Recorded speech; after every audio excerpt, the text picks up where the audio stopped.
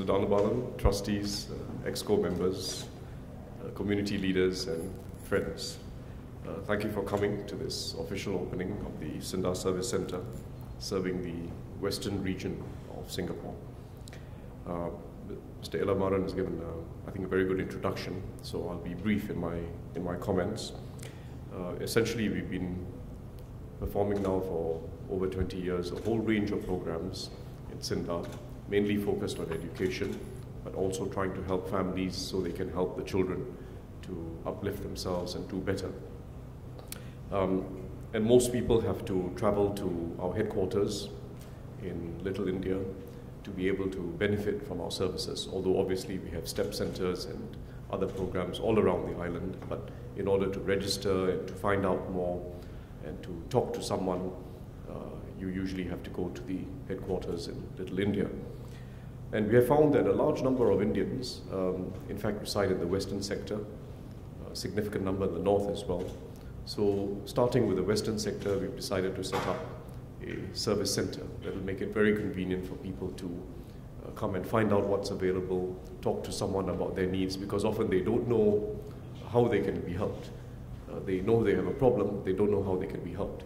So this is a place that they can come to talk to someone who will then tell them how, in fact, they can take the best advantage of all the schemes and programs that we have in SINDA, as well as the schemes and programs that other agencies have, other social service agencies, as well as the government.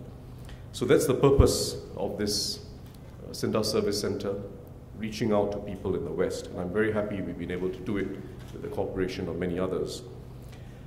I just wanted to say something also this morning about SINDA's efforts to further help families, particularly the lower and middle income groups, at a time when costs are rising. We want to provide some additional relief to families at a time of rising costs. Of course, the government, in the first instance, has addressed most concerns to do with the cost of living in the recent budget. The benefits that have been given as part of the Grow and Share package in this year's budget are in fact significantly larger than the increase in the cost of living for most families, certainly for most lower and middle income families. So the government has done its part, provided a very significant package of benefits that will help keep people's minds free at a time of rising costs. SINDA will nevertheless provide further help for those with lower incomes especially, who use our services. We want to encourage our parents to take full advantage of SINDA's programs to help their children without having to worry about the costs. We have therefore put together a package. It amounts to a total of an additional $500,000 between now and the end of the year so that we can help these families. The package comprises three components. First, additional bursary payments for amounting to about $220,000. Secondly, additional fee subsidies for students in our STEP and TEACH programs, which amounts to another $210,000. And thirdly, additional family assistance, which is always necessary. So let me just very briefly go through each of these three components, three ways in which we're trying to provide further relief for our families.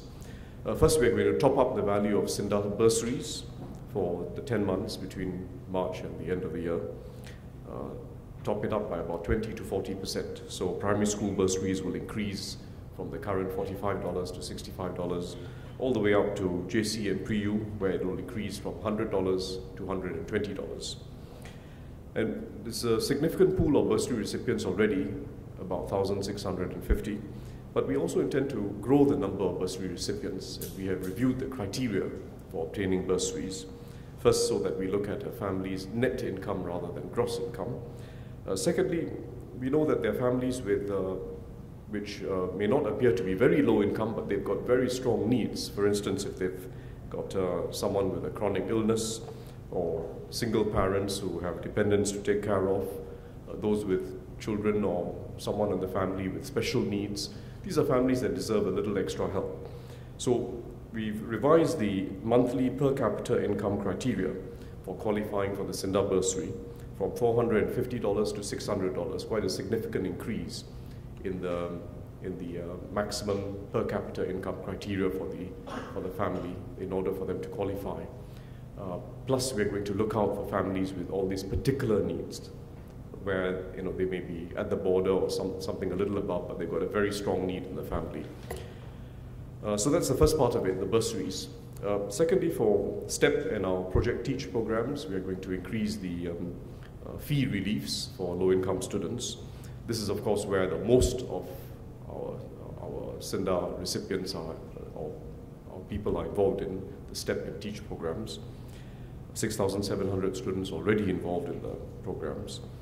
And to encourage continued enrollment, and in fact expanded enrollment, first we will not be collecting fees this year for those with household per capita income of $600 and below.